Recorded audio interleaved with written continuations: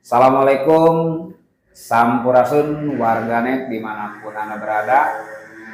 Bertemu kembali dengan Mang Karni di RM Channel dan kita masih membahas terkait perkembangan kasus Nila Kanti yang semakin viral karena kemarin bolak-balik ke Mabes Polri untuk mencari keadilan dan beberapa waktu yang lalu menerobos ke Istana Negara ingin menemui Pak Presiden untuk sama-sama menuntut keadilan. Dan hari ini posisi Nila Kanti seperti kita ketahui sudah kembali ke Dompu, dijemput oleh tim penyidik dan sudah melaksanakan diperiksa kembali oleh tim penyidik Polres Dompu.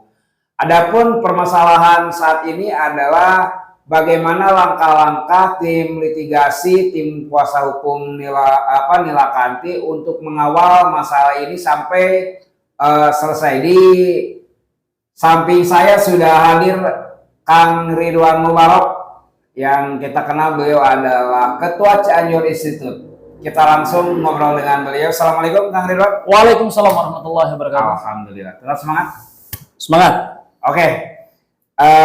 Lanjut ke topik utama kita, sejauh mana langkah-langkah yang sudah diambil oleh tim litigasi kuasa hukum Nila Kanti. Oke, terima kasih Mang Karni Ilyas versi Cianjur. Sebagaimana yang kita ketahui, berbicara tentang RM Channel yang saya pahami itu tagline-nya selalu diskusi pangkal solusi. Itu yang sering kita kemukakan di ruang publik.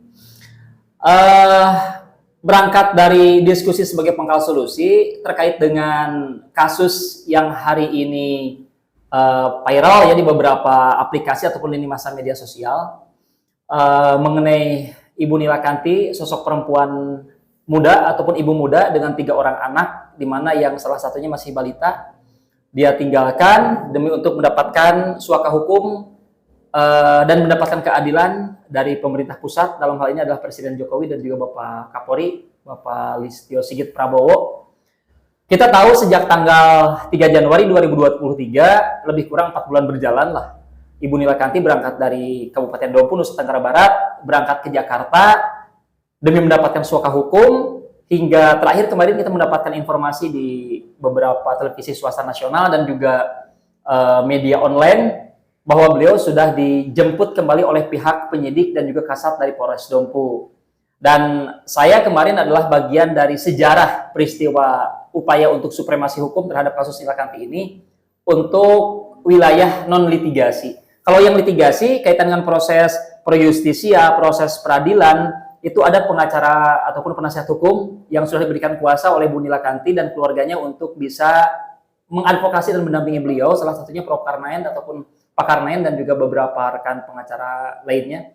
Saya mungkin dalam hal ini sebagai Ketua Yayasan Cianjur Institute dan bagian dari keluarga besar Kornas Jokowi Jawa Barat merasa prihatin dan berkepentingan untuk turut mengawal kasus ini. Kenapa? Kasus ini sangat syarat dengan, mohon maaf bahasa saya dari perspektif non-litigasi, sangat syarat dengan upaya-upaya kriminalisasi oknum aparat penegak hukum di Kabupaten Dompu terhadap Ibu Nila Kanti. Kita bisa membayangkan substansi kasusnya sepele sebetulnya, hanya masalah penggelapan laptop. Andai kata mereka mengatakan demikian, lantas kemudian kok kenapa harus sampai ke Mabes Polri sampai dilakukan gelar perkara khusus? Kok sampai harus menyurati Presiden dan juga beberapa kementerian ataupun institusi pemerintah? Berarti saya menyimpulkan ada faktor X terkait dengan kasus ini. Harusnya kasus ini selesai di wilayah Polsek Kabupaten Dompu.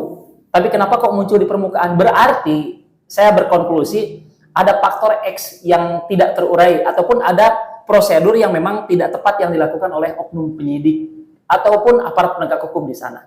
Nah, berangkat dari keprihatinan itu, pada akhirnya saya mencoba memberanikan diri dengan segala keterbatasan yang ada untuk membantu mengawal kasus ini hingga Bu Nila Kanti mendapatkan keadilan sebagaimana hak-hak sipil yang harus dia dapatkan.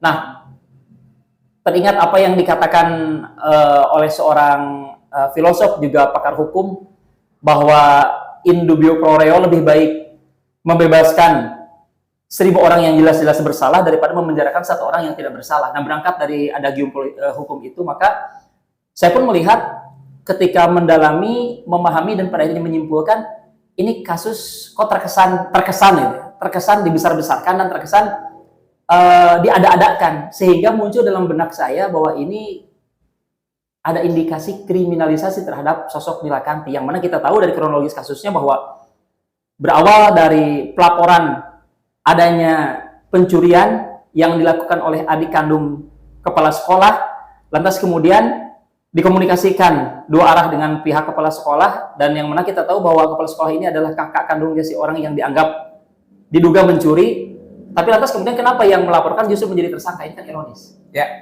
Gitu. Baik. Ini kasus ini sekarang memang jadi salah satu topik di ini, bahkan informasinya di Dompu sendiri saya sudah mulai hangat membicarakan masalah Nila Kanti ya. Nah,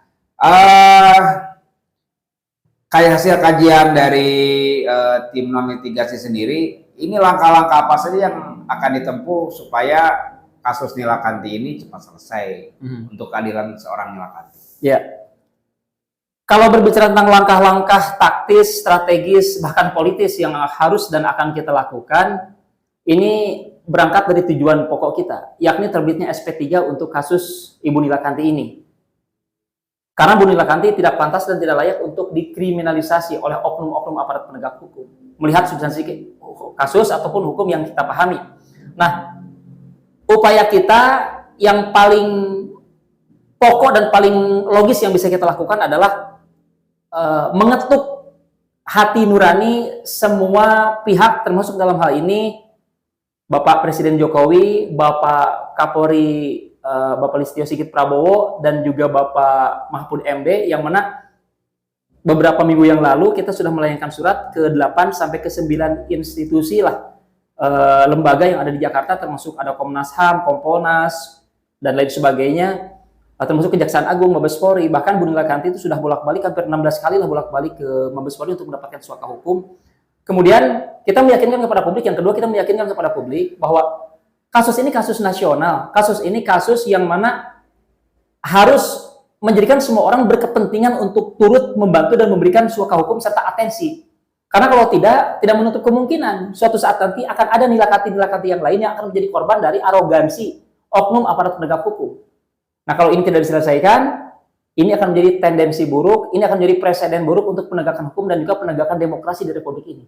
Musuh kita, saya teringat apa yang dikatakan oleh Bang Adiana Pitupulu, musuh kita itu berbicara konteks bernegara, itu bukan perbedaan suku, agama, ras, dan golongan. Musuh kita adalah kekuasaan, kesewenangan yang menindas terhadap rakyatnya. Dan hukum yang baik menurut Cicero adalah hukum yang bisa mensejahterakan rakyatnya. Justru tidak menjadi tidak menjadi mara bahaya untuk rakyat yang berbicara konteks hukum. Jadi hukum yang baik menurut Cicero adalah hukum yang mampu mensejahterakan rakyatnya. Ya.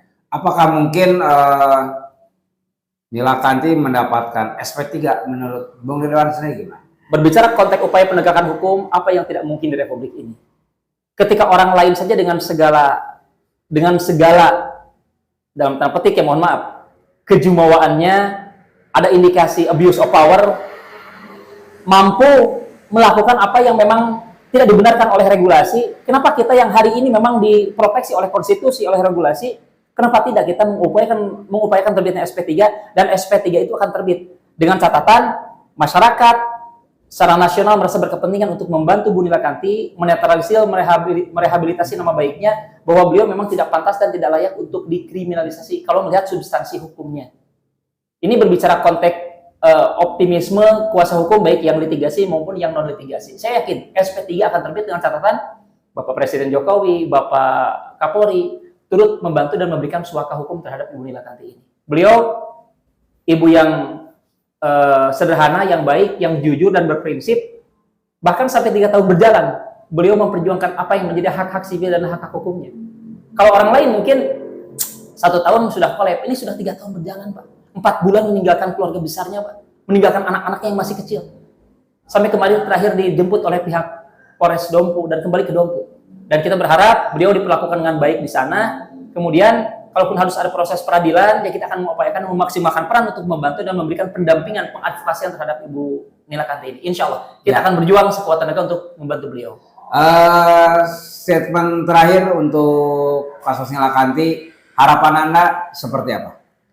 Ya, harapan saya tegakkan hukum setegak-tegaknya, meskipun langit akan runtuh, keadilan harus terus kita perjuangkan.